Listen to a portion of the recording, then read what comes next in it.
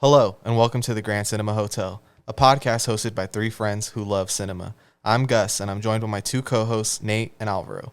Tonight you'll be staying in room 135, Suspiria, the remake of Dario Argento's most popular film, directed by Luca Guadagnino. So go ahead, get comfortable, and throw on that Do Not Disturb sign as we dance our way through Suspiria.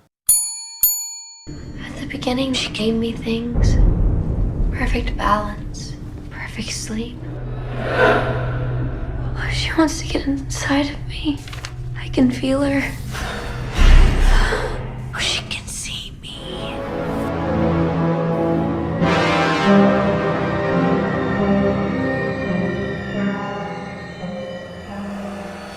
What's going on, all you dancing witches? Thanks for checking back into the Grand Cinema Hotel. As always, if you're listening on YouTube, smash all the like buttons, leave us a comment, subscribe. If you're listening on any of the podcast listening apps, push those notifications so you get let know when we drop our newest podcast episode.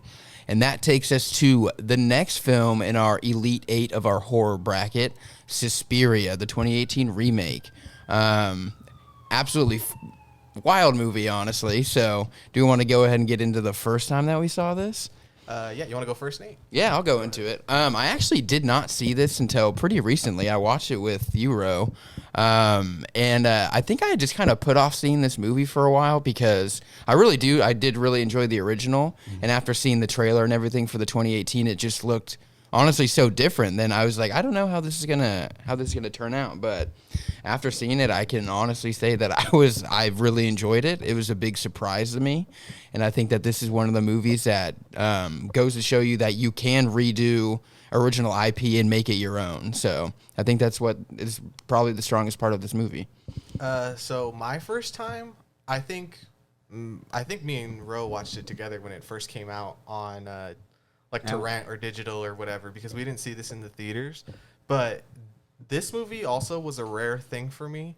It's because to me there's something weird about being a movie fan that like no other fan base really has, which is like you're supposed to be excited about things that someone else saw in a different country, and you just have to go off there like, oh bro, this movie's coming out. Like, and I remember Suspiria is one of the only movies where I actually paid attention to that, because when the trailer first debuted at this, like, they do this like horror movie like award show presentation thing kind of every year. I forget what it's called, but I had just heard all the buzz about Suspiria, that like this is fucking mind bending, it's crazy, and the only other movie I had really heard similar things about was Hereditary too. Mm-hmm. It was just like, bro, these two movies are gonna blow your mind, and just the trailers are scary as fuck. And like I remember them saying like this is gonna be one of the scariest movies of all time. So it had gotten me really excited. But I don't even know if it ever came to our local area, honestly. And it was before Stubs and A-List and all that. It might have been in the heat of Movie Pass, which was a beautiful thing. Yeah, that was a good time. But we finally saw this here at my apartment, and I remember just being blown away because I had seen the original maybe a year or two before when I was just trying to learn more about movies. And I kind of felt the same way you did. It was like, how are you going to remake something like this? Yeah. And not just be derivative or whatever. But like you said, I think this movie does go to show that you can give it your own twist. Mm-hmm. And it's so different that it's so different, even though it has the backbone of the movie, the original one. Yeah. I don't know. I'm tongue twisted. The first time, Gus has shared, obviously we had watched it together the first time here. I had seen the colorful aspects of the original one in class, like before when we were studying. I kind of like when I saw the trailer for this, I kind of thought that that's what the reason I wasn't going to like it was like the original looks really colorful and this kind of looks kind of like mundane, kind of opaque. And then so once we saw it, I don't know, it instantly kind of became a favorite. And I think it's because I felt like at that time I hadn't seen much that a horror movie that made me feel like that. That was kind of like bouncing back on some of the other movies that we've talked about in the horror bracket. Like that was a movie that made me feel like I could have these type of like even the nightmare sequences or some of the contorting is so disgustingly that I'm like that's the stuff that I'm afraid of. So I really love this film from the get-go when we first saw it too. Yeah, no, it's a good one. This movie is one of the more shocking movies I think I've seen recently. Honestly, like, a good word. there are just some scenes, I know we'll get into it, but there are just some scenes in there that completely got me off guard. And especially just because, like, having in mind Argento's original film, like, it's just so different than anything that was in that. I couldn't believe that was in the movie. Like, you some know? people like, I guess it's a remake, but it's not in its own way. It's like a weird cousin of it. Yeah, it's you know? it's like almost like an homage to it, kind of It's like an alternate reality version of it. It really is. I not to put you on the spot or anything, but would you consider yourself like an Argento guy? Have you seen any of his? I've films, seen some really? stuff. Yeah, I like him. I think he's pretty unique. Like I really obviously like I think anybody that likes him is probably aware of or enjoys his color palette choices. Yeah. Like that's what always has really drawn me to his films, and that's why like as a kid that's when I saw the original Suspiria. And I just I fell in love with it. It was beautiful, and that it wasn't necessarily the scariest thing I've ever seen, but it was pretty unique, and I liked the story, and the colors are just incredible. Oh, sorry. Go ahead. I was gonna say that was just Dario Argento was like the intro to me for Italian like horror, and I know we've talked about that like giallo stuff, and I just did the same way as you. Just the colors just stood out to me, and like whether the movies were corny or not, I kind of didn't care. It was just more about what it looked like. But there was like this surreal type of horror to those movies that was different than American horror. Definitely. What I was gonna say is that I wouldn't consider myself like a huge Argento fan, but when Shudder had first come out and I downloaded it, I remember seeing that they had his movies on there, so I was like, "Ooh, I'm gonna watch a couple of these." So like I've seen Suspiria, the original one, and I've seen Tenebrae, and I've seen Inferno. I haven't seen The Mother of Tears, which is like it's the trilogy of these 3 movies, but I do think he's got a lot of style. I think it's more style over substance, obviously. I think it is. I think they are proud B movies. You know what I mean? I mean, they have some A movie artistic quality to them, but they're for sure B movies. It's Camp City, yeah. And I do think that Luca Guadagnino kind of took it upon himself to like, well, I'm going to try to elevate this into heady A movie territory, you know, where I'm going to really try to make you think about what just happened. And I don't know if the original one is really interested in the deepness of what's going on. Or even explaining it, really. I don't know? think so. It's more of just that haunted house, but cranked up like aesthetically and visually. Like I would describe the first one as a kaleidoscope. You know what I 100%. mean? And then the new one looks like a picture, a recolorized picture of World War II. Yeah. Yeah, that's a great point. I don't know. I don't mind the color palette of the new one because the movie, like you said, Ro, it's almost like a cousin or like an alternate version of it where it takes place in the real world and the original one takes place in a surreal fairy, like a fantasy world, a fucked up fairy tale type world. We were also thrown into like the Berlin Wall, stuff like that, and I've always pictured that even in the documentaries that you watch at that time, just a very gray type of time. And then with the whole presence of this movie, it just really, again, which I've repeated a lot in these 8 movies, which is I think why we put them at the top 8. But their ambiance is so well like manifested in this movie, and the weather plays a good part of it, I think, or the color palettes. Ugly movie though. Yeah, no, it is. It truly is, and not because it's an accident. Like that's the look they were going for, but I'm just not a fan of mud and gray. No, it really sleet and yeah, snow it feels and- like the dead of winter and like nothing is happy. Like you know what I mean? But And the first one, it's like when Susie first gets to the what's the school called again? Tans, something like that. Anyways, when she first gets there, though, in the original, it's like it's a stormy night, and she's in a cab, and behind her is these flashes of purple, it's like and orange, pink and purple. red. Yeah, Yeah, it's unrealistic. It's like you know when Edgar Wright said he was inspired by making giallos. I feel like the biggest one obviously had to be Suspiria because of the color palette of Last Night and so yeah, that makes sense. I think so too.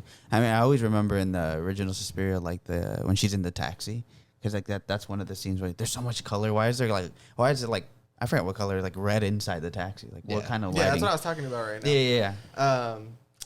This movie also kind of walks that line of like, is this a giallo or is this not? Because I see it and I understand, but that term is such a loose term. And so what giallo actually means is yellow in Italian, right? And it's because back in the day, and I'm talking way back, they used to sell at pharmacies like pulp crime novels, and they all had yellow covers. And then that's where the genre came from, is like the love of those novels, right? So that's another reason I also think that they're all B movies, is because they're inspired by like B movie books, Like comic books, what I mean? yeah. Yeah. But the whole Giallo thing, I feel like Suspiria is less of one than some of the others that he's made. I would think so, especially It's more supernatural No, horror, like right? especially this one, like the remake, the 2018 remake. It leans so much more into the actual like witchcraft and like the powers behind the coven rather than. I mean, in the original, like I could be wrong. I haven't seen the original in a while, but it doesn't really feel like there's a whole lot of like magic and stuff that happens. It feels like it's more like actual murder and stuff like that. So it's more serial killer. Yeah, 100%. Breaking through Somebody windows with a wearing black knife. gloves. Yeah, exactly. Or the furry hand. Yep, yeah, exactly. The furry, like, Wolfman Yeah, hand. what the fuck is that? I'll Yeah. never forget seeing that the first time I watched Suspiria, the original. You guys want to talk about the cast a bit? Because I do think it's a pretty good It cast. is, yeah. cast. Yeah. I mean, Tilda Swinton, she's pulling She the, she plays everybody. Yeah. pulling the Eddie Murphy Plays card. everybody. Exactly. Yeah. Medea is back. Medea and is back. She's the white Medea. Tilda Swinton. Tilda Swinton. she plays what, 3 characters in Yes. this? Yeah, and for a while, I thought 4. I used to think it was 4 because the character Mrs. Griffith, the one with the big fucking Coke bottle glasses. You thought that was her I too? used to think that was her for a while. And when the movie had first come out, this was like a big thing for me. I'm like, who was that? Was that also her? Because she plays such a small role in the movie that you have to go to like the very last cast member on IMDb to see that it's actually somebody else. But I had always thought that Mrs. Griffith was also Tilda Swinton. She does kind of look ridiculous. I could see why you would think like that. a little made up, right? No, yeah, Like, this might 100%. not Like be that a is real a person. character. Yeah. She looks just like Edna Mode, but Yeah, with no, like brown straight, hair. straight up the Coke bottle glasses. That's funny. Like Edna Mode. That's seriously. funny. She does But look like that. I don't even think I might have known, but I don't think I realized till after when we watched the movie that Tilda Swinton played the old man in this. That Spoiler. I think yeah. I told you. You probably After. did, yeah. because I wanted to know if you had noticed it. I didn't. Gus told me after when he figured it out. I was like, no way. Yeah, no, I was Figured blown it out, away. as in, like, I probably knew before I even saw the movie. Yeah, it's like, yo, check this out. Did you notice? But how do you guys feel about Dakota Johnson? I mean, I've grown very fond of her over time. My introduction to her was obviously 50 Shades of Grey. I feel like that was most people's.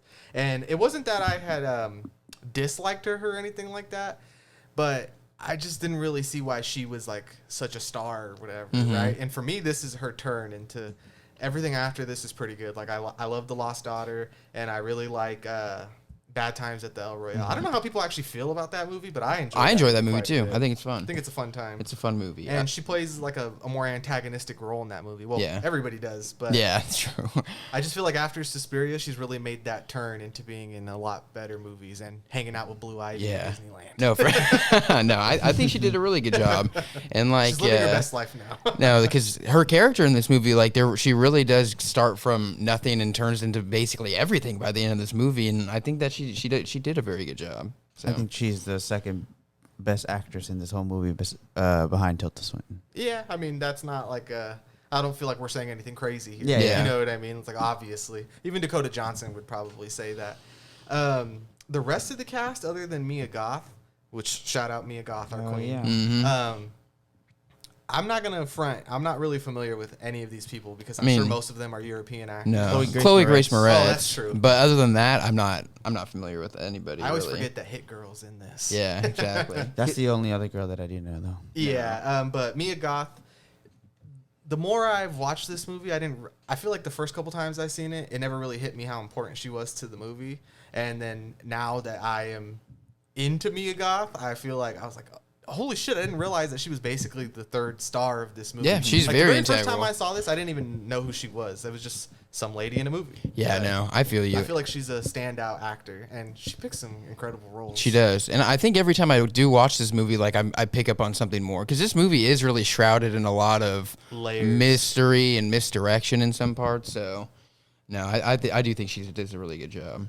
One person I'd like to point out because I find them truly terrifying. Her name is, I'm sure it's, I don't even know if it's Angela or if because she's European, it's Angela, but Angela Winkler. She plays Miss Tanner. I think she's my favorite of the witches, other than Tilda Swinton, but she's just so unsettling, and she's got that evil laugh where, like, when they're playing Yeah. tricks on the police officers and stuff like that. Like, to me, she's the most witch of all of them. Where if I saw that lady walking down the street and she gave me a dirty look, I bet she probably just cursed me. Yeah, I don't like She's that. also the one that Mia Goth's character is like terrorized by, like, oh, I think I saw her, and then it's not her. But she is like, she has that like feeling. But they all give wonderful performances. Yeah. I mean, I feel like the the what am I trying to say here? Like it was equally the loot was equally shared. I think like so pirates, too. You know what I mean? Yeah, and I think like because this movie is as long as it is at like 2.5 hours, like it does give a lot of people a chance to shine. How do you guys feel about the 2.5 hour runtime? I feel like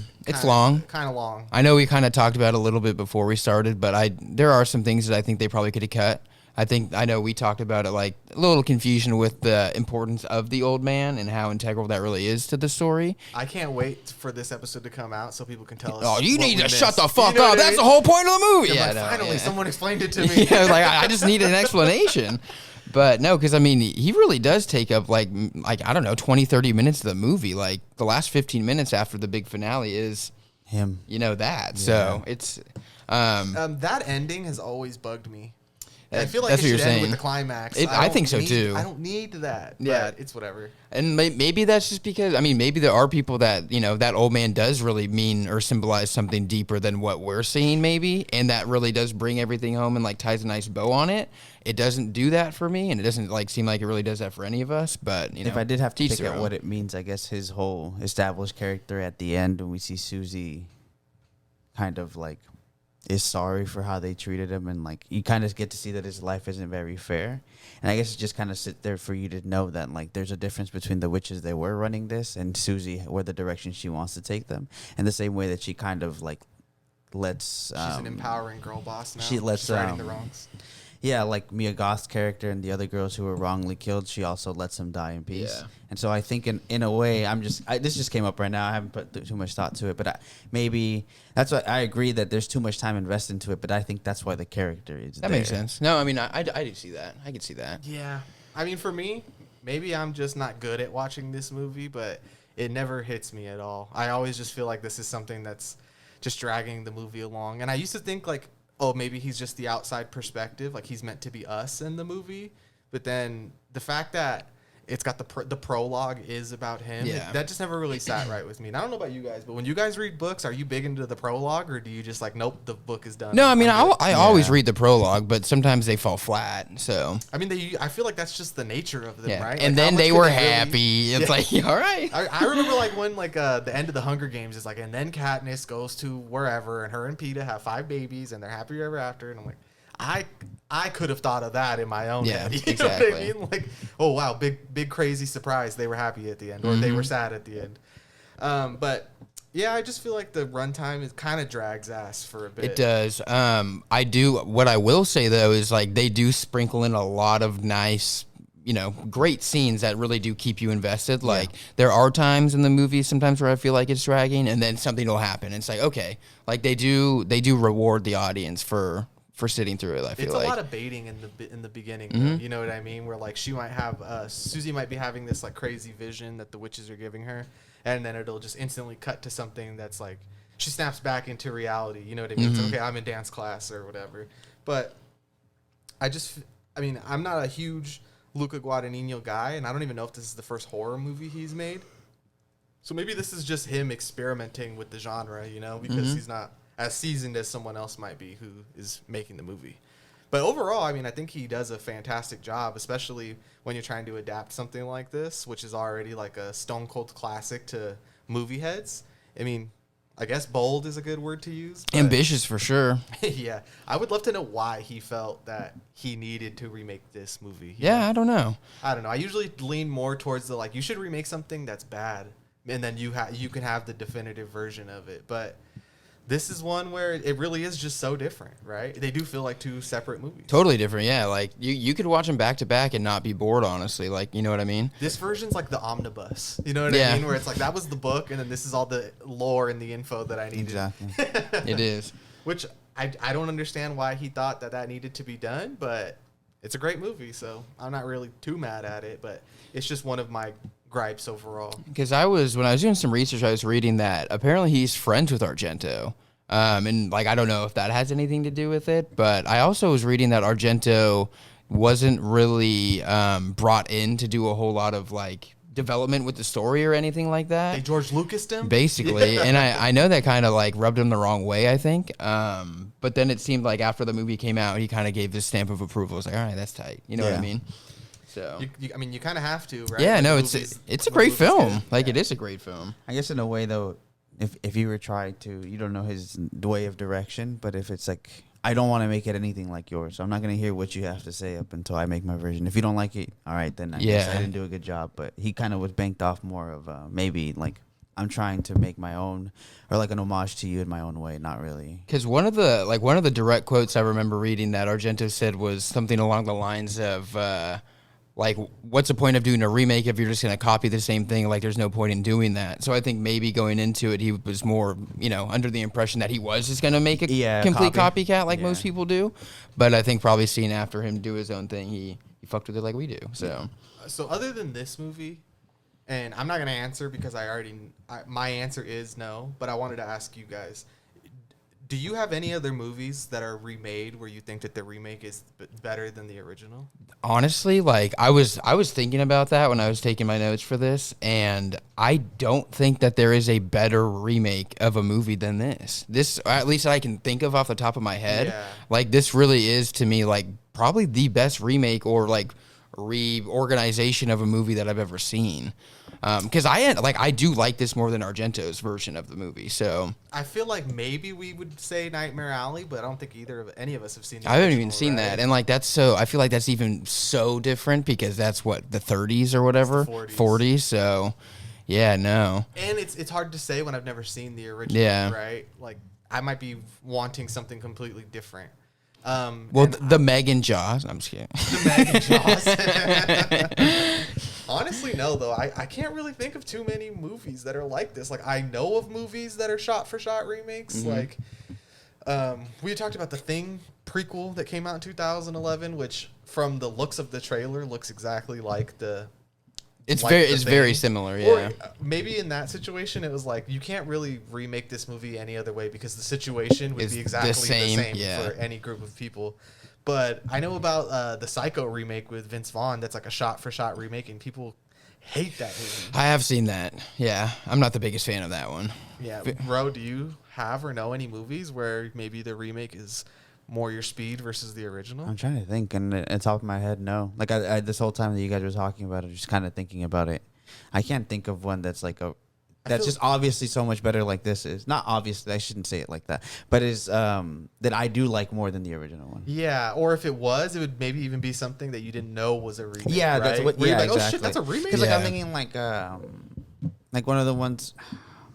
I can't even remember the title anymore. Never mind. Just slipped out of me. Type of movie? What type of movie? It was just like a sci-fi movie that I've seen that's been remade like 3 times, and it's yeah.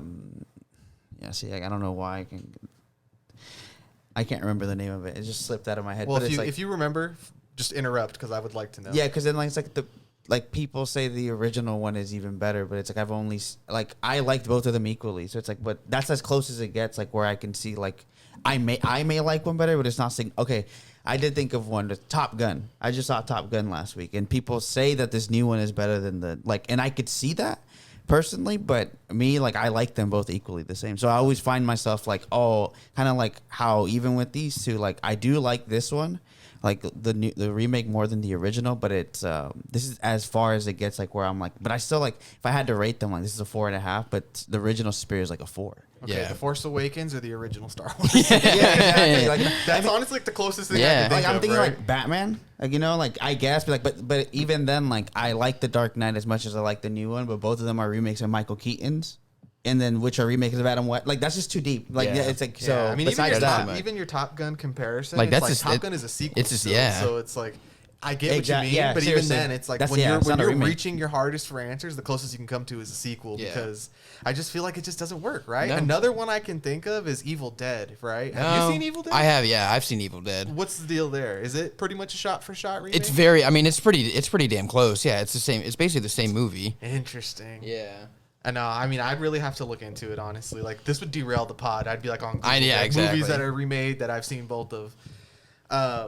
But I do think that's interesting, though, that it's movies, unlike plays, are not something that you can just put a new cast and, maybe change the setting just a tiny bit or anything And like recycle, that. yeah. That's one of the huge differences between the stage and film is that you could be doing like, Wicked for 100 years, you know what I mean? Or The Lion King. it wouldn't affect you the same way it does if they just the Lion King movie. There you go. There's another example of like the remake sucks compared to the original. Shot for shot. Yep. Anyways, go ahead, Ro. It was Invasion of the Body Snatchers. That's been made 3 times, right? There's And, like a 40s or 60s one. There's an 80s one, And I think then there's like a newer one. So it's like I like the middle one more than the original one, but the original one is like when I did see it, it's like, oh, this is really good too, you know.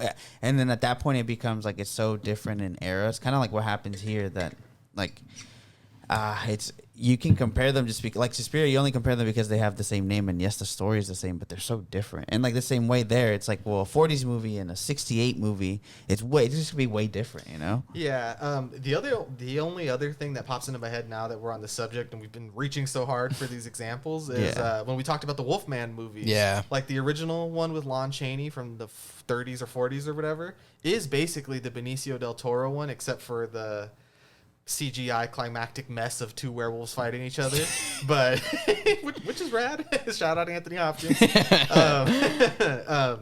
But I feel like those movies too. It's like, yeah, okay, the effects are obviously cooler. Oh, I know one in the new one, but the mood, the atmosphere, even the no disrespect to Benicio del Toro, but I don't know if maybe in the history of film, if people are like, yo, obviously Lon Chaney is 10 times better than Benicio del Toro. You know what I mean? Like, those are too far apart. Has a discussion been had? That's true. Yeah, you know? I did get the big bowl, bing, Dune. Oh, there you go. Yeah. And even then, though, those are more similar to the Suspiria situation than the Psychos. Yes. You know what I mean? Yeah. Where Lynch's and Villeneuve's are...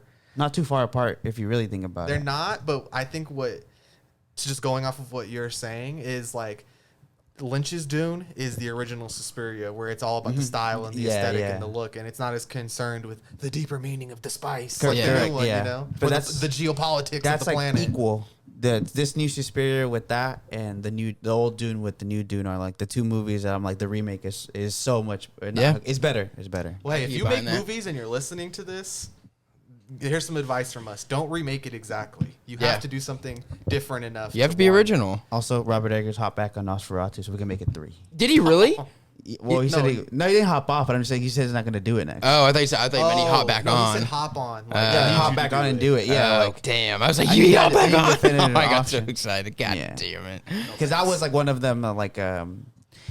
I've seen bits of Nosferatu. Gus saw it for the breakdown. Like it's just so old. Like yeah, just remake it, please. Like it'll be better if it's remade. Like you know. I did not like that movie. I don't understand. Like when I was looking into when I was just doing research overall, and they were like, Ebert had said that Nosferatu is a horror masterpiece. I'm like, there's none of me in you. You know what I mean? This is where we are different. This is why we are different. There's none of you in man. me. I'd be like, That's so funny. But oh, yeah, man. Dune. I mean, we got derailed, but Dune is the only one. So it's a alright. good point. It's okay to get derailed sometimes. It It's a is. good point that you made though, that there is not very many movies where the newer version is like you're like, oh well, thanks for doing that. Yeah, right. It's more of a disservice for the most part. Yeah. You're driving me closer and closer to the original. And maybe people are always going to be like that. But I don't know, man. I just think that he really hit one here where he saw enough source material where it's like, this is good enough where this stuff hits. But what do I do to just, it's cinema. You know what I mean? What about for you, like Hills Have Eyes? Oh yeah, I do. mostly horror. Have It you is, noticed? yeah. I do think the Hills Have Eyes, but even that, like, oh no, there are kinda there are equal. some pretty drastic changes in that. I do think the newer Hills Have Eyes is significantly better than the original. Especially in a couple years when they remake Iron Man. And I'll be like, That's a good point, honestly. No, Hills Have Eyes, yeah, Spider-Man. because that does take a totally different. Yeah, see, but those aren't remakes. But I could see, Yeah. I could see Marvel straight up being like, "Yo, you remember the original Iron Man? We're remaking that." Yeah. Jesus fucking Christ. Oh boy, that'll be the day, Pilgrim. Just staying on this subject a little more, I think the reason horror does this, and maybe comic books as well, or like the comic book movie constantly remakes itself, is just the nature of the stories. It's kind of like, I mean, I don't believe this, but I've heard this before many times that I think the reason people are so obsessed with comic books and comic book movies and stuff is because that's like the closest we have to like modern day mythology, right? They're like, oh wow, these people with these extraordinary powers and doing these crazy feats.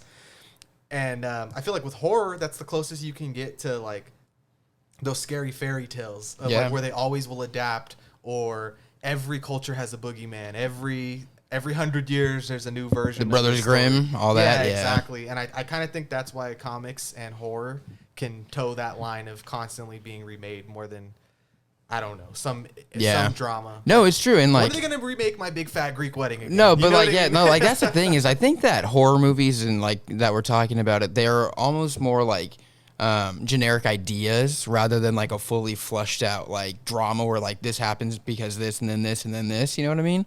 So horror, like you can almost capitalize on like the general idea of the movie, but then spin it in your own way. So I just think that horror allows you to do that a little bit more. Even like you could do that with sci-fi too, but not so much like dramas and maybe actions, I guess. But Yeah. You guys want to start talking about the movie? Yeah, a little yeah. more in detail. yeah, let's talk about it. Do you have a synopsis? I do have a little synopsis. All right.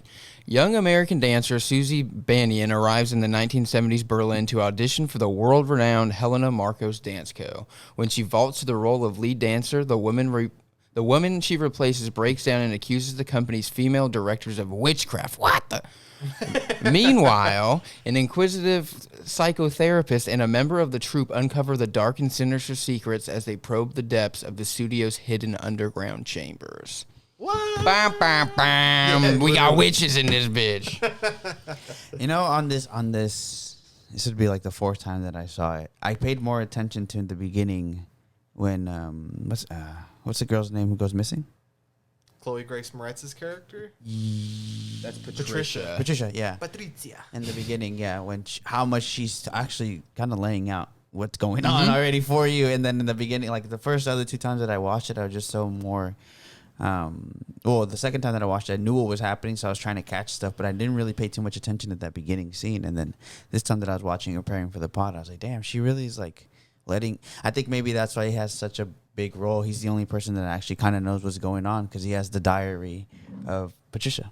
You know, okay, so we had talked about this with Malignant, which was the idea of a giallo character who shouldn't be involved in the world, but somehow gets wrapped up into it. And now that you've said that, Ro, I guess that's kind of one of the reasons I could see why he's important to this movie, because like you said, everything is laid out more openly in the beginning of this movie versus the original. It's more of that Alex Garland school of thought is like, I want you to leave not understanding anything and asking a bunch of questions. You're her. You know, or it's up to you to decide.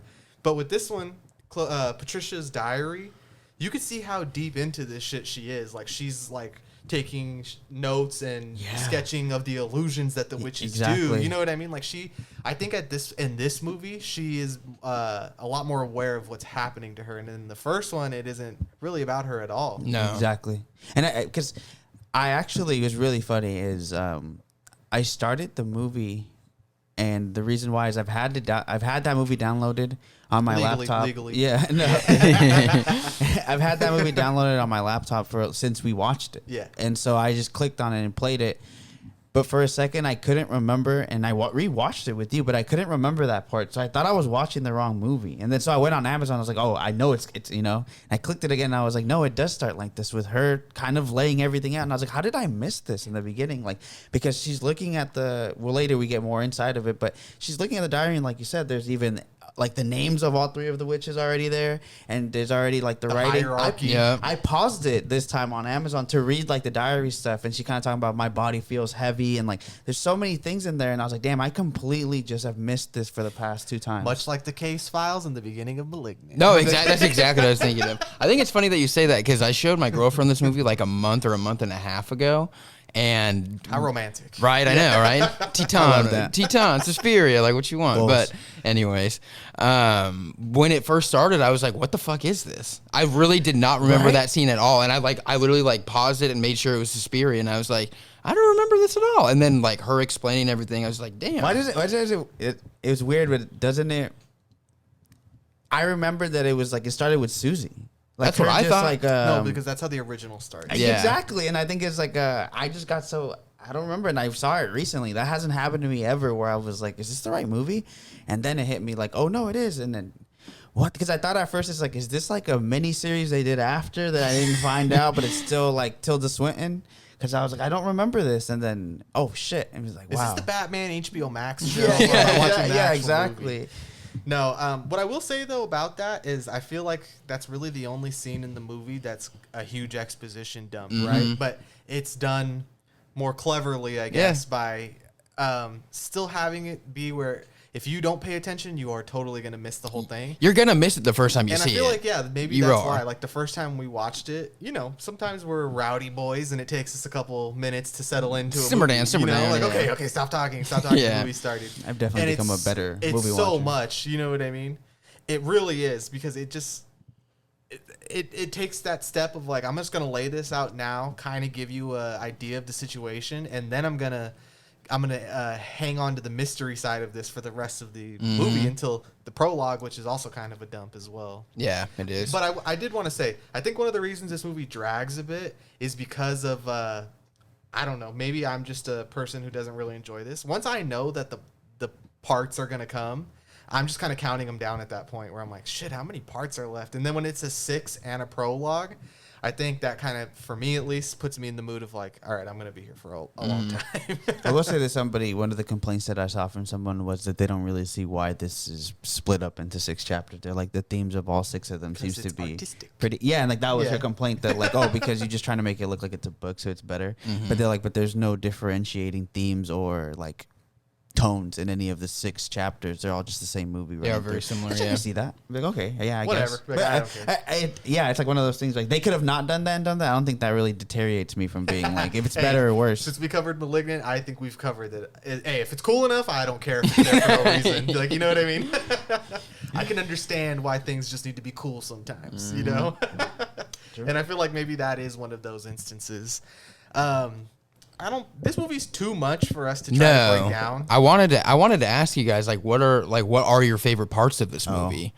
I will say. Go ahead first, Ro. I will say that for definitive, my favorite thing about this movie is that it seems like the camera has a life of its own, and so there's so many cool scenes and pans and just like they end up cinematography. the cinematography, but then specifically like the way that they do that, like they're talking about the hands and they just super focused on the hand and they're not even fully in frame. It's like half of a hand or something like that. And I guess I just really, that's where I felt it was the inspo from the original one, that's Suspiria, where it's kind of like you're just doing stuff for it to be artistic, but it's working here because the setting, like, you know, we're in like in one of those ballet rooms where it's all glass and it just pulls out. It would just work so well because you think you're looking at them and she pulls out like, oh, you were looking at the reflection of the person. And I don't know, it just works really well. Mirror For me in shots are this just movie. cool. Yeah, Like, it's as simple as that. It just seemed Yeah. like the camera. There'd be spots like where it was suddenly on someone, then it would just left pan at someone and intense zoom, and it's almost like the camera was letting you know, be like, look, Susie is shocked, but it like physically took you there. So it feels like a person watching, but not a character. Exactly. What movie was it? Was it Men, where we were talking about? No. Oh, sorry to bring up Malignant again, but when we were talking about when she would melt away into the other reality, like the first time you see her, but then the times after that, she's the camera. Exactly. You know what I mean? And I felt the same way about this one, except it's not Susie. It could just be like a random dancer, almost like a fly on the wall. Yeah. Like yeah, really, that's what it like feels that like. one. That one legitimately feels like a fly on the wall because sometimes you're like the cues that it zooms on. You're like, it didn't necessarily need to. Why is the hands important when you could zoom out and you could show the whole character, but it's just the hand? Yeah. And So I was gonna say, because this is a remake of an old movie and they're both technically like art house films, you know what I mean? I just think that the whole idea of doing stuff because it's cool, like that is seminal to what these artistic 70s, 80s Yes. movies were. It was breaking the norm and doing things you weren't supposed to do. And it wasn't because it worked, it was because it was cool. And then it works now because a whole generation of people saw that and now they're making movies and they're like, I'm going to do that because it's cool. I don't give a fuck if it makes sense for the movie. It's like you're saying, in a perfectly painted picture, why would the hands be out of frame at all? You know what I mean? Yeah. When you can control the situation, why would you make it seem like you're out of control? Exactly. And it's because it's tight. It's sick, yeah. But in this type of story and in horror, I think it works because it's disorienting, which is like you're adding to the scare, which I think is when you're scared, you're disoriented. You don't know, like nothing is clear, and so that's the same way. Be like the whole eeriness to this movie comes from the camera also being like, let me just show you weird shit. No, or it like does. let me move Yeah. weirdly. So you're like, what's going on? It's being different for the sake of being different, which can be cringe sometimes, but that to me is like the basis of what makes art cool. It's different than like, let me draw a perfect square. I mean, this is kind of a weird time to bring up this story, but a long time ago, me and Gus went to a museum, and I remember there was like a pair of pants on a white like a thing, and we were just like, how the fuck is that art? But it's kind of like the same thing. It's because it made me question why the fuck is this art, or in terms like this is just stupid. But in a way, that's someone's way of being experimental. Be like, how did that make you feel that it was stupid, you know? And then the whole B movie role is that. Like, let me just do something with this camera, and how does that make you feel? And like, it works for some people, it doesn't work for some people. And like, what I think is interesting that you brought it up, like James Wan saw those same movies that the director of this saw. And was like, I took that the camera being disorienting or the long hallways or whatever, that's what he took from it. And I'm going to remake that in mind. But him here was like, oh, I saw the themes that Dario Argento didn't really touch upon. I want to touch on that and then kind of back burner the visual stuff. So it's like, it's kind of interesting that those bad movies, quote unquote, if somebody sees them, you could draw the good from it, but you draw different good from it. And there's just certain things that haven't been redone from those B movies because they did just suck. Like they experimented, let's shoot underwater with something, and I'm sure it looked like shit. And so then nobody does that. You know what I mean? I get you on that. James Cameron was like, wait till I come along, buddy. I'm going to show you how you're supposed to shoot underwater. Exactly. I'm going to invent new stuff to do it. But so it is interesting to me to see that like Give me Avatar 2. This director took different stuff that from those B movies, and I at the time, which I think is the reason they do it, I at the time hadn't discovered giallos as much, so it made me go like, oh shit, where does this come from? So I was like, oh, okay, introduce Dario Argento and all these other then you giallo. got Mario Bava and stuff like that. Exactly. You know what I mean? There's just so much cool shit to be taken from. And I wanted to say too, just staying on that whole idea of like, well, stuff is just cool for it to be cool. It's like, I don't know if you've ever seen fucking Citizen Kane be like, but he invented all types of stuff literally out of the air. Orson Welles had invented all these different techniques with his cameraman out of the idea of just being arrogant of like, well, the camera should be able to do what I can do with my eye, and we're going to figure out how to do it. And I think a lot of the reason why we might not see stuff as interesting as this, even though I think in this movie it does become a little excessive at one point, like the editing. But I think you have to be arrogant enough to fucking try something new that you don't know if it's going to work or not. And another big thing that Orson Welles said is like, you have to have a camera person or a crew who is willing to fail alongside you. You could work with someone who's going to be like, that just doesn't work and I'm not doing it. Because I But only make we should good, at least find out if we can. Yeah. And for better or worse, it's still an experiment that's going to add to the history of filmmaking later on, you know? And I think that's why so many of these bad, quote unquote, bad movies have so much influential stuff, is because they were trying things that didn't work. Exactly. And then someone's going to come along later who can make that I know work. how to make this work. And then like we were talking about James Wan and Luca Guadagnino, it's like James Wan might not have mastered that thing, but I feel like he's got, it's like Kobe and Michael Jordan, where it's like, I'm just going to do exactly what I saw because I like that, instead of like, let me try to change the game. Yeah. You know what I mean? And I don't know where Luca Guadagnino just came up with this idea of like, I'm going to remake Suspiria, one of the great horror movies, but what the fuck, man? I would love it if he stayed in horror a little more. No, right for now real. He's doing a tennis movie with Zendaya, but Interesting. he also did Call Me By Your Name before this, so which is good. It was a great movie. he is a master of all trades, I would say. This guy is dipping his toes in every single angle of genre. I you know would what like. I I mean? really would like to see him do more horror movies, because I think that one of the best things about this movie is that fear and the anxiety that he creates with all those things that you guys are talking about, and like even the nightmare sequences. Like I really enjoy those. Like they're very unsettling, and it just works. Like I don't know. I think he did a really fucking good job with this movie. Your favorite aspect of it? Honestly, I like. It's hard.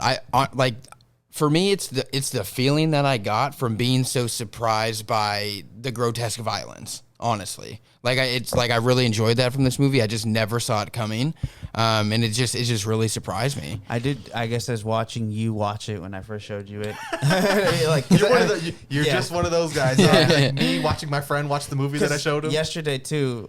In prep of the episode, I made my brother watch it in the same kind of way. I was like, I'm gonna take the TV for this one. I was like, you got to watch this because I'm hijacking. Interestingly enough, he's like, he wanted to watch Evil Dead, but he didn't have Amazon hooked up. Anyways, it's just a long story, but it didn't work out.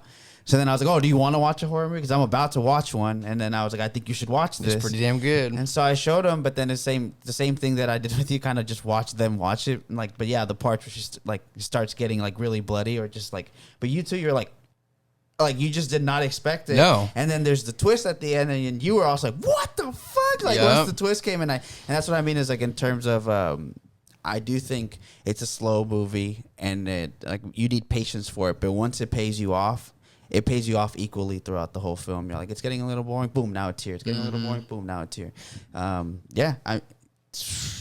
That is like the body horror is definitely a big the movie part. like gets you. It almost like gets you comfortable being uncomfortable, and then it just takes it to the next level, and you're like, Jesus fucking Christ! Like I already am like not really chilling right now, but it's a good way to put it. Yeah. What do you know? What kind of movie this is? This is the kind of movie that you could be watching it and you hope no one walks by while you're watching it. Yeah. You know what I mean? Oh, 'Cause you're 100%. like, I can explain myself. It's like SpongeBob when he takes the house and the guy's wearing the little spinner hat and the bicycle. I can explain this. Yeah. But it's like mom walks in, the contorting scene. I can explain this. Yeah. You know? Like, you're about to get some Hail Marys tonight and be like, I need to pray for my fucking perverted son watching that garbage. Well, that was even what like kind of smut are you watching in there? You know what I mean? They're not dancing. that was even like when we watched it. Like my brother had come home like at the very end, Yeah. and I was like, okay, I'm gonna rewind this because like he was need to like, watch what is this? And Don't it's worry just, about it. Go upstairs. You don't want any He's part like, of this. He's like, these people are exploding. I don't know, man. Like, I don't know. Oh man, I didn't see it coming either. We're not gonna break it down. And honestly, I had told Nate this before we started recording that this is a movie that I'm still not sure I totally understand on the deeper themes and the like. Is it like a women's empowerment type of movie? Is it speaking to the time? You know what I mean? Like I don't really understand the movie, honestly. It's something where it's like I think maybe the older I get and the more rewatches, it'll reveal itself to me. But I truly do love this movie because it's like so cool. You know, Yeah, like, no, that's for me where it falls. I'm like, this is sick. I will say, the more that I've sat here, I put more thought of it after, and since last night's rewatch on The Old Man, I do think, you know how like the Nazis always were kind of quote symbolic with like evil. They were always into witchcraft type of stuff. It's almost like The Old Man is scared to really confront this issue the same way that he was too scared to go find his wife. Did you ever think he was a Nazi before this? Before it looks like he kind of looks like one, I guess. Yeah, He's white and he's old. He looks like a Nazi. but I think that in that same way, that's why he's so scared to approach this issue. But then he does finally find that courage to address this issue, and he gets taken advantage of. And I think that's why later he gets corrected. But there's like the tying into what you're saying, like the times, which is like struggle Berlin is half Nazi, half like people that are just not down with that. It's set in the 70s, so the Berlin Wall is still up too. Yeah, right? exactly. And I think there's that connection with like the Nazis and the witches in terms of like evilness. And there's more to dissect there for it to be more specific. Yeah, see, I can't even get into it. I don't know. I'm gonna be honest. I don't. Basically, like every time I watch it, like I kind of toss ideas back and forth, like between like what really is the core point of this movie and like what does this really mean, and like a lot of it I feel like has to do with almost like birthright and like being like entitlement to like a position of power. That's you know what I mean? yeah. And I have like since you brought up the Nazis and since this is a background to this movie, like I do think it kind of like, you know, meshes with the witches because it's like it's these people that have taken power from people that were, you know, originally in charge, and the people who are now running things they're not like, it's not their position to be in, and there's always going to be a form of correction. And in terms of this movie, it's Susie, you know, because the reason I agree with that point is they say that these mothers have existed before religion existed, and they're there to balance things out. Before God and the devil. Yeah, exactly. So it's like, in a way, just like men, nature will correct itself, and these mothers, one of the mothers is trying to act like she's supposed to be one of the three moms, just to find out that she's not, and like kind of like you said, the same way Hitler wanted to take that power, it's not yours to take. Yeah, and I also love the ideas that it plays with between like how evil these witches that are in power during the beginning of the movie really are, and like how shitty they are, versus like the true, you know, Mother Superiorum, and how she is gentle with people who like, you know, Haven't believe in deserved her it, that have been through things that they don't deserve, and how she even has the prologue with the old man. Like, you can see, like, yes, she is this, who knows, like, evil being that can summon the fucking devil or whoever that is. Son Gabriel. Yeah, exactly. But like, there is like a form of like understanding, and it's not pure evil. Like, there is balance there. There's a balance. So And that's why there's three moms, which is like, I mean, in all honesty, this story and the original one, that's all it really got me excited about, was like, I did want to read into that lore of like what is these mothers. And I know that the original trilogy that Argento did does kind of more, like, there is more movies to explain the three, you know, and like for this one we only got one. And I think that's all we're gonna get, but I do think this story does, or this movie does such a good job of wanting me to get interested in the background.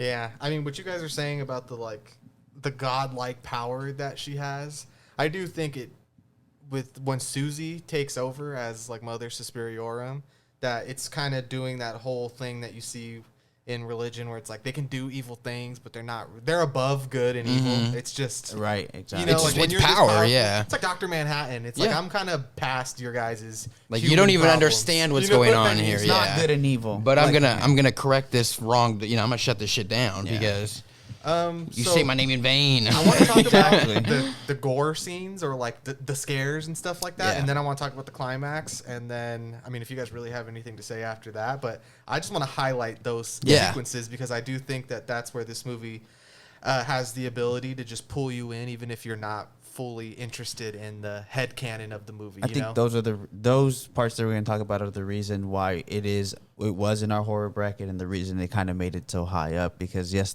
it could be a little slow, I understand, but the parts where it does become a horror themed movie, I think are some of the best. Yeah, not a whole lot compares to him. I do think that stuff is just so good that for me, I'm like, yeah, themes of all this other crap, cool, whatever, sure, maybe one day I'll get to that, but I'm so caught up in the everything else about this movie that, like, that's how good it is to me, that I'm like, even if I don't truly understand this, it's kind of like, not to compare it to 2001, but it's like, yeah, like 2001, where you could watch it a bunch of times and you're like, well, I mean, yeah, there's a lot of stuff there that smarter people than me could tell you, but this movie's fucking tight. It's cool. It's monkey-like. Yeah, exactly. Like, I mean, sometimes I'm just a monk watching films, you know what I mean? Where I'm like, this is just tight. This just fucking speaks to me in my heart, you know? And it doesn't matter. Big Baby?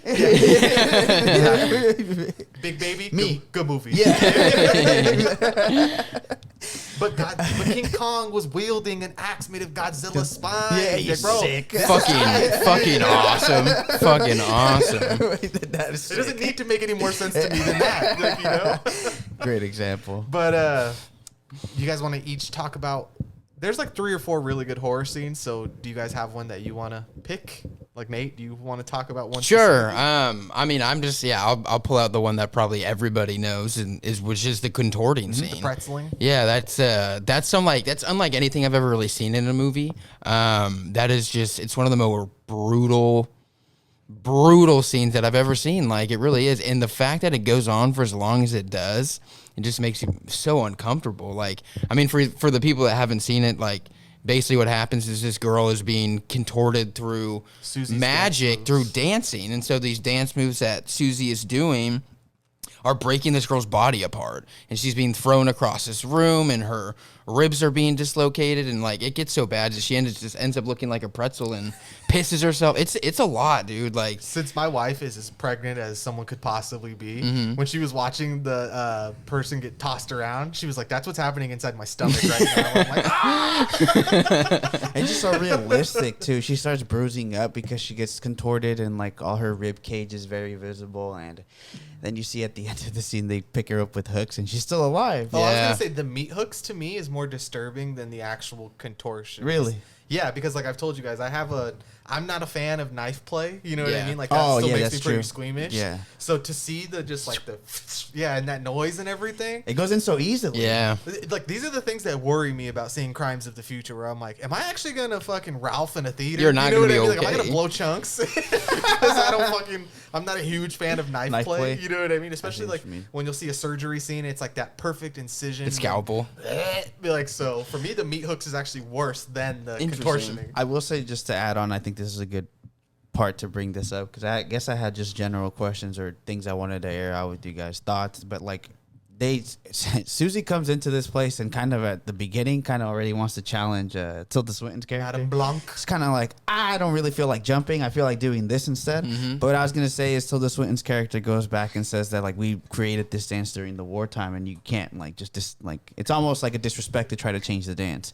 But it also made me think in terms of the connection that they have between the Nazis and stuff like that, because all of these dances do have like the stars that like demonic stars type of thing, and like the way they're dancing, Gus brought this up too, it's not really dancing, it's more like kind of like a seance, you know. And it's kind of like they're more just it does look like it's a witch is dancing. It does look like at the end of The Witch when they're dancing around the fire. It doesn't look like dancing that you would imagine even for that era. I do really think already at that time, the 1970s, there was literally like disco dancing and shit like that. But this is like an old regarded art, and then in that same way I feel like it's an old witch's spell. Yeah, exactly. Like, this is ancient magic, right? Body movement. I think that's like what I was saying about the dancing was like Nick Cage has this idea of like he's invented a style of acting called like nouveau shamanic, right? Where it's like all this crazy body movement and doing these things, and that's just kind of how I felt about that movie.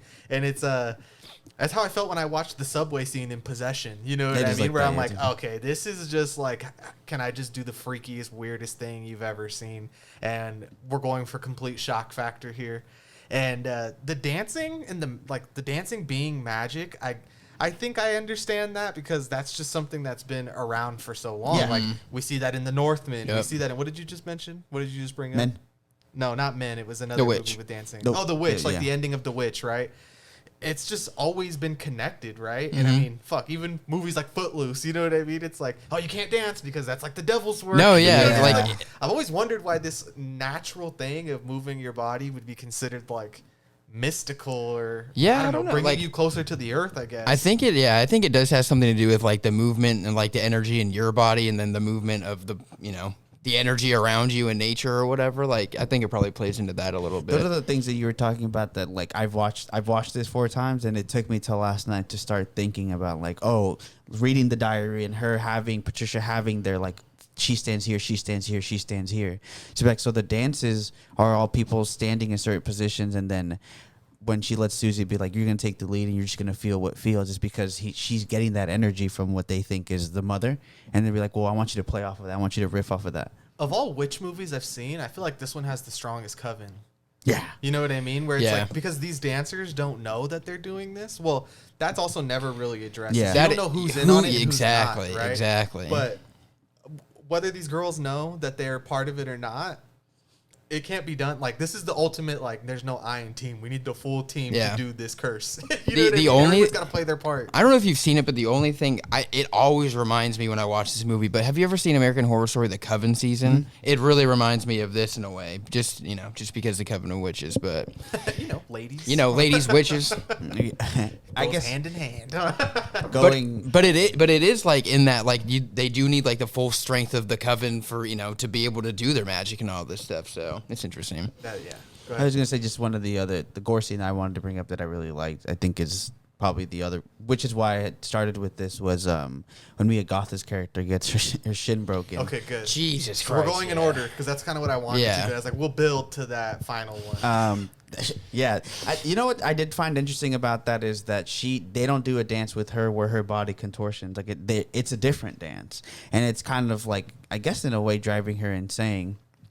But then, seeing her leg go into a hole this just happens to be there. Looney Tunes. Yeah, it's like a Looney Tunes hole. Her foot goes there, and I feel like, in all honesty, it just works so well because it's something that I feel could happen to anybody. Like, you take a wrong step, and that's like your worst nightmare. That it's just all of a sudden gonna just break from your She got Anthony Davis, dude. You know what it reminds me of? Gordon Hayward's? No, is in X when homie steps on the nail, because like that could happen. That's fucking horrifying. It's the same thing of like, I could do that like.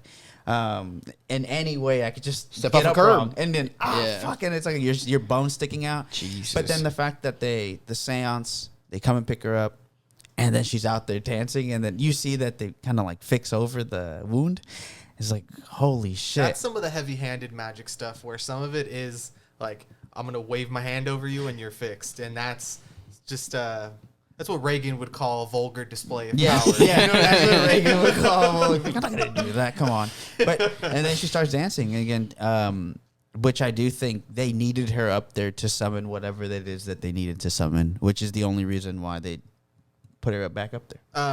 I wanted to talk about that scene as well because in the original also, this is leaning into just like the batshit lunacy of like this doesn't make any sense, but it just looks cool. In the original, I believe it's Sarah, and I wish I had watched the original leading up to this too, so I could compare them, like the actual scenes. But when she finds Patricia and she knows that she's been inside the house the whole time, and the room is just covered in all these like wires. In the original, she falls into like a closet of barbed wire. Oh, that's kind of You know what I mean? That's kind of crazy. But both of those things are just there to be cool. Like they have nothing to do with the plot. Or like, why would they have a room full of barbed wire or a room full of these holes, wires? You know what I mean? It's just cool. It is cool. I'm not complaining, but I always thought that was just there to be cool. I was gonna say even that reveal that Patricia is down there is kind of disgusting too. She looks like a zombie. Yeah, she looks bad. All right. Final scene. Yeah, talk about. Does anybody want to try to explain the actual story of the reveal that Susie is Mother Suspiriorum? I will say that it seems this is where the nature ties into me. It seems like the Earth finds a way to reborn Mother Suspiriorum, and there's that tie with her mom that she's like dying this whole time, and she says openly that the sin that she's leaving in this world is her daughter. So it's almost like the mom is known from a get-go that there's something off with her daughter, and it's just destiny. It seems like that she's, I guess in a way, is she a reborn of her, or is she Mother Suspiriorum? Okay, so what I've always thought is that how Tilda Swinton in the disgusting meat suit, right, with the little fucking hand hanging off the Mother elbow, Marcos, right? yeah. Yuck. That she's obviously pretending to be Mother Suspiriorum, right? Exactly. So then that must mean that, like with your whole thing about rebirth, that there was no Mother Suspiriorum all this time, right? Like much like Gabriel, I'll be like lying dormant, waiting for the right person to come, and it just never really. I don't know. I need someone smarter than me to explain it. Yeah, what I've taken away. Childhood? Yeah, Her no, whole life 100%. She knew that Yes. she was going to be Mother So Suspiriorum. this is Why? this is Why what pick a random girl in Ohio? This is what I take from it. I don't think it has to do any like it could have been anybody. Like it could have been anybody. For whatever reason, it was her. It was a baby that her mother had. And I've read a couple of theories about it, and some people have gone pretty deep with the shit and saying that when they're doing that ritual at the end, because like obviously like it's a demon, it's a god, it doesn't like see time in the same way as people do. Like in doing that put like Mother Suspiriorum in Susie as a baby. So like totally like almost like going back in time or like whatever. Oh, Jesus and Christ. so she's born. There's time traveling. She like yeah exactly right. So she's like born of sin, right? Exactly. And like her whole entire life, she's always wanted to go to this academy. She doesn't know why. She loves this dance. She doesn't know why. And her mom has always felt like that she's this creature of sin for whatever reason. And when she finally gets to Berlin and like it's her calling, like this is like she's drawn to it for whatever reason. And when she finally is exposed to everything and like she makes the conscious decision, because I think they even say it like you have to like choose one mother. So she denounces her real birth mom and like lets Mother Suspiriorum in, and in that she's like getting rid of her Susie, and she is basically becoming Mother Suspiriorum. That's where we get the scene where her mom, that's where it turned kind of like the original Suspiria. Like her mom's it's close to dying. Boom, the whole screen goes red. Oh, pizza's here. So okay, guys, we're back. Now that we've had pizza, we can finally get back to where we were. I was going to say that I agree with your point, Nate. Everything just seems very beautifully set up. Even from the get-go, they're questioning. You're like, you're not even supposed to have an audition. Be like, you're lucky to be here. And then she's asking for Madame Blanc.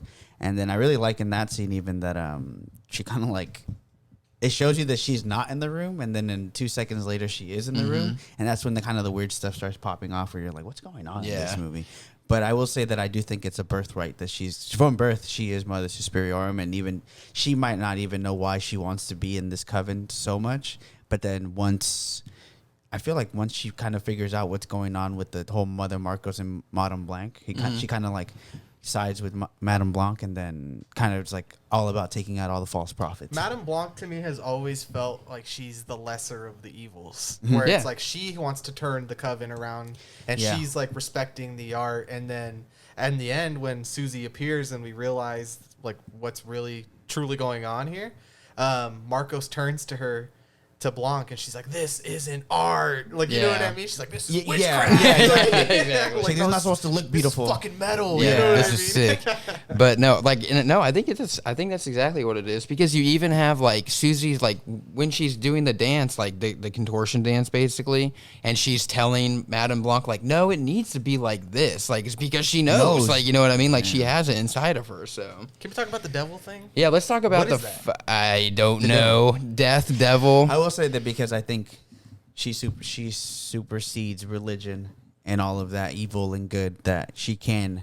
Like She's the devil's death mom. is her right. Yeah, death is her right Exactly. wing or her right hand, and she could just summon death as she pleases. Yeah, all right. That's cool. Silence all the Whatever. non-believers. Yeah. Sure, I'm down. Silence. Yeah. Made them all blow up. Like that shit was crazy. Okay, dude. so I know you guys just said you feel opposite about this, but I do not love the editing and the quick editing that they did here. the slow mo, fast mo, whatever the hell it is. Right. So whatever that is, it doesn't really work for me. Even though I'm loving what I see, but I think I would love to see it more in normal speed, and that just might be more of like being part of the Ari Aster club of like, okay, I would like to see these naked dancing people in regular motion, screaming and blowing up or whatever, because it just makes it that much more unsettling. Honestly, I feel like this maybe tames it down a little more to where, and shit, this might even be a choice for rating. You know what I mean? Where it's like, this will be X rated unless you do something to make this not look as crazy. But I've never loved that, but I do love what's going on. Yeah, So art is subjective, so that's just my opinion that doesn't look as good as it possibly could. I love that scene. I don't think that specific editing choice makes me like that scene even more. Like, I think I would have been fine if it was normal or if it was like this. I can see why they made that choice. Like, it does really make it feel almost more hellish, you know, disorienting. But, and then I also have to wonder, like, did they do that for a rating case, or did they do that because maybe the CGI wasn't looking, like, you know what I mean? Like, I mean, the CGI does not look great. Like when Madame Blanc's head, her neck explodes. Yeah. It does not look good. so I'm like, maybe they made those choices to hide some of the imperfections or whatever. But no, I see what you're saying. It is a lot. I do think it's just very art house of itself to do it. I think Yeah. it's like it just wants to linger on. Look, this twisted just happened. What You the didn't see it fuck is happening, and going now look, on? it's in slow mo. Look at everything that's fucking happening, and It's you in didn't think slow it was gonna- fast mo. Yeah, I mean, like, and look at how cool it looks, and like because can't even remember the last time I saw slow like that. That's Motion. a very 70s thing to do. Yeah, Because it's- I've seen 70s movies that have that quick, slow editing. You really don't get that much anymore, Yeah. though. But That's I'm- that guerrilla shit of like, oh, we're going to film it like this, and then we're going to do this cool thing. But I think that's whatever, that's where, cool. yeah, Alright. that's where the movie becomes just like the B movies, which I agree with you, Nate. I don't think it works better because it's in that way, but it could have been shot regular, and I think it would have worked the same Yeah. for me.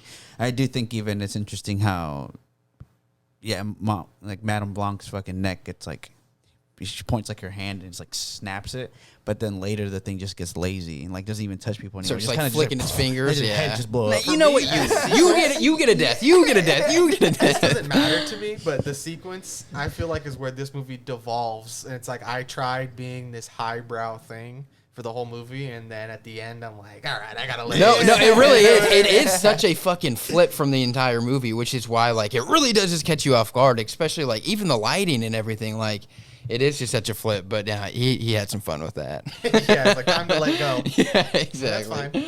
That's fine.